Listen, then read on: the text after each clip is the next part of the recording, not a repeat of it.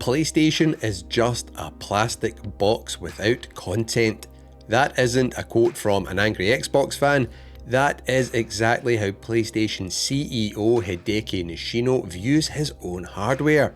In a recent interview with the game business, Christian Svensson, Sony's head of second and third party content, revealed that this is the exact mindset driving the company right now.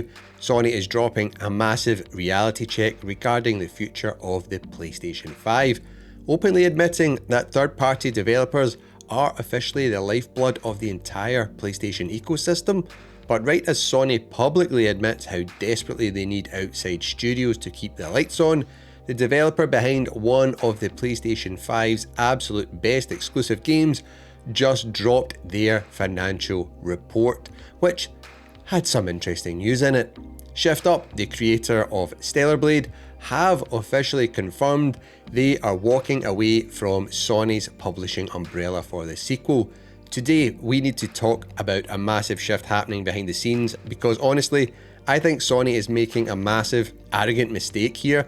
With third-party games getting so expensive to make, studios like Shift Up and Square Enix are realizing that locking their games behind a single piece of plastic is actually holding them back.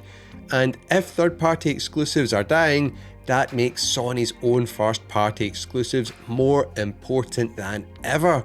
But instead of giving us a steady stream of games, Sony is sitting on an absolute goldmine of legendary dormant IPs doing absolutely nothing. Today we need to look at the history of PlayStation, the absolute disaster happening over at Xbox, and why Sony desperately needs to abandon their live service obsession and start remembering how to make actual video games.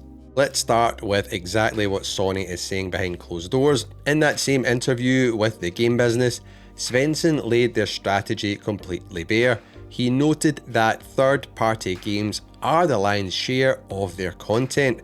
And look, historically, that used to work. If you look back at the PS1 and PS2 generations, Sony barely had a major first-party presence. Most of the massive exclusives back then came from third-party studios who just wanted to be on the most popular box at the time, which was the PlayStation and PlayStation 2. The generation that completely changed the DNA of PlayStation was actually the PlayStation 3 generation. That hardware was notoriously difficult to develop for, and they were getting absolutely crushed by the Xbox 360 early on. Microsoft was dominating, and Sony was forced to heavily invest in its own internal studios to give players a reason to buy a PS3. That desperation gave birth to the incredible first-party prestige studios we know today. But here we are in 2026, Xbox has basically entirely backed out of the console gaming business, war, whatever you want to call it, and without that competition, I worry Sony is getting comfortable. They are reverting right back to that PS2 mindset, thinking they can just rely on third-party studios to carry the platform. But here's the problem. Third-party studios aren't loyal to one platform or your console anymore. They are loyal to profits, which brings us exactly to the situation with Stellar Blade 2. Shift Up's recent Q1 earnings report is the ultimate proof that Sony's current strategy is flawed. Shift Up is officially treating Stellar Blade as a long-term franchise, but they confirmed they are dropping Sony's publishing model. They are planning to self-publish Stellar Blade 2. Now, Sony heavily backed the first Stellar Blade. It was a massive win for the PlayStation 5, but ecosystem loyalty doesn't always pay the bills. Shift Up reported a massive 84% year-over-year revenue increase, driven heavily by its eventual release on PC. When Stellar Blade hit Steam, it peaked at around 190,000 concurrent players. Shift Up then looked at the PC data and realised they were leaving millions on the table by agreeing to a timed exclusivity deal. By self-publishing Stellar Blade 2, they are positioning themselves for a day one global multi-platform release. That proves that in 2026, you cannot rely on third parties for exclusives. They are too expensive to make, and the PC market is too big for these third-party developers to ignore. And when you lose your exclusives, you lose one of the biggest reasons to actually buy a console. Listen, don't worry. I promise, I'll make sure to repay you. Now, it's not the only reason. A massive part of the console appeal is just the whole vibe of a console. It's that plug and play, pick up and play casual experience. You're sitting back, relaxing on the sofa with a beer, just chilling out in your living room. You aren't hunched over a desk messing with a keyboard and mouse, updating graphics drivers or tweaking, a bunch of different PC settings to get the game to run the way you want it to. But while that living room convenience is a huge factor, if you open the floodgates and strip away the exclusive games, that convenience has to do all the heavy lifting, which is a lot. Just look at Xbox. Microsoft put all their exclusives, or most of them, on PC and competing consoles, and what happened?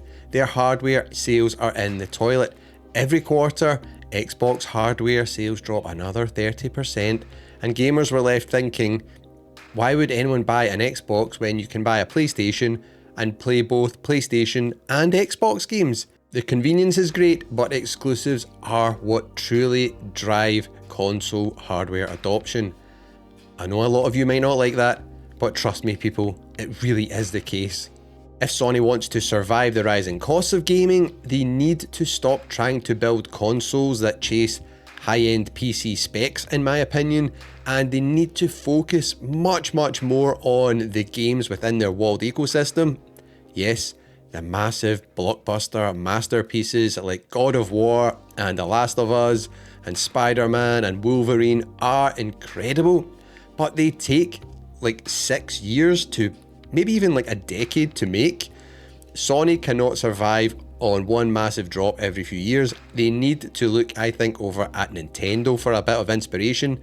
Not every Nintendo game is a massive 50, 60, 70, whatever it is, our Legend of Zelda juggernaut. They consistently go back to the well and utilise their massive catalogue of IPs and classic games to release smaller, focused games that keep their audience fed and happy. Sony has a vault full of legendary IPs and they are doing absolutely nothing with them. Instead, they completely took their eye off the ball with a massive fascination for live service games over the last few years. And let's be honest, it has been incredibly unsuccessful. We had Concord, which officially goes down as one, if not the biggest flop in gaming history. Do you all agree? We've seen Marathon from Bungie struggling to hit the heights they hoped for, and we've still got Fair Game on the horizon, which who knows how that is actually going to turn out. We've not seen a lot, and we have heard about people leaving the studios and a whole bunch of other stuff like that, so it's not looking overly positive from the outside with what little information we have. Meanwhile, they are sitting on an absolute goldmine of nostalgia. Where is the AA revival of Sly Cooper? Why haven't Siphon Filter or SOCOM made a return to fill some, tactical shooter gap? Looking at racing games, Gran Turismo 7 is incredible and obviously a massive seller, but it does lean heavily into simulation, so where is our fun pick up and play arcade racer to sit, right alongside it? Why did they kill Drive Club? It would be perfect for that. Or what about some other amazing racing games which they have in their stable? What about a new MotorStorm? Who would like to see that? I know one I would love to see would be a new Wipeout. Imagine a new Wipeout with PlayStation 5 graphics or PS5 Pro graphics with, ray tracing and stuff like that. It would look spectacular. Even in the FPS space, give one of your smaller studios a budget to make a tight 10 to 12 hour single player Killzone campaign. It doesn't need to be a $200 million live service risk. Give us a focused, creative, first party, AA games to fill the massive gaps between the heavy hitters. Another one that popped into my head that I would love, Jet Moto or Moto Racer, depending on where you are in the world when it was released. Imagine we got a new one of them with amazing water graphics and physics. It would be like a modern day wave race type game. I would absolutely love that, and I think a lot of people would really lean in and would really enjoy getting their hands on some of these. If Sony releases these smaller exclusives consistently, I think the value proposition of owning a PlayStation skyrockets, but I do want to pause right there and ask you guys, do you agree that Sony needs to revive their dormant IP instead of just relying on, massive blockbusters? And more importantly, let me know down in the comments right now, what classic IP would you absolutely love to see make a return as a focused, let's just say AA experience, so we can, keep within a nice reasonable budget? Drop your lists down below and I'll be responding to every comment because I love this conversation. Now, at the end of the day, consoles are getting more expensive, unfortunately. There's a lot of stuff going on. I think there's a bit of corporations being really greedy. We've got this AI boom. We've got stupid tariffs all over the world, stupid wars all over the world. So things are getting more expensive, which sucks. But if the games are incredible, exclusive and fairly priced, gamers will continue to buy in. If Sony just keeps relying on third parties who inevitably will jump ship to PC to, chase better margins, which makes sense because it's a business after all, the PlayStation 5 will really become an overpriced plastic box, which nobody wants, especially given they've already raised the price of it, which is bizarre. Usually consoles go down in price during their console generation. Everything's been flipped on its head here. They've went up in price. If you were an early adopter, you actually got a good deal this time round.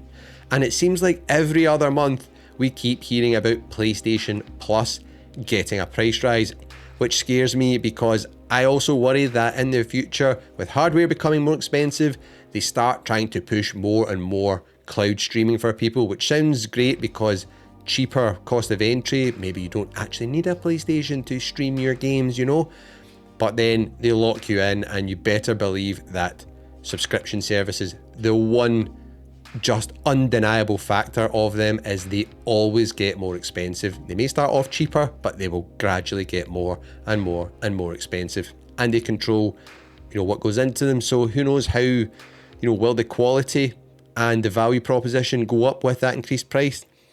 I doubt it. Again, I always say this like a broken record. Buy your games, people. Own your physical games. Buy your hardware if you can. And you know what? Actually enjoy what you do have. We don't need to chase having the newest, latest and greatest thing all the time. Why is this important? I'm not being all doom and gloom here, but it's because companies do only understand one message, and that is when people vote with their wallets. If people stop buying into certain things, like say, subscription services get too expensive and people, cancel it, don't renew, they will understand that and they will find a way to bring the cost down. If they keep raising them and people just keep going, I'll just pay it, they will keep increasing it. That goes the same with buying your hardware and stuff like that. And it's one of the reasons why I like physical games, as I always mention, because I always shop about to get the best deal, and that's the shop which will get my money, versus digitally, I'm stuck to the digital storefront and whatever, Sony's charging for the latest and greatest digital game, which is usually at full price. And if things keep going the way they are, it might not be £70 games anymore. It might, in the next few months, it might be £80 games or even more. Who knows? GTA 6 could start resetting the boundaries for what publishers want to charge us for their new games. So vote with your wallets, people. If you don't agree with things, don't buy it. And trust me, that is the only way we'll get some change here. I'll be reading through your retro IP wish list in the comments, so make sure you drop these below. And speaking of the price of these plastic boxes, if you haven't seen my latest breakdown on the recent financial leaks and why the era of cheap PlayStation consoles might officially be over, you need to click on the video on screen right now. We deep dive into exactly why console gaming is getting so expensive. Click on that and I will see you over there.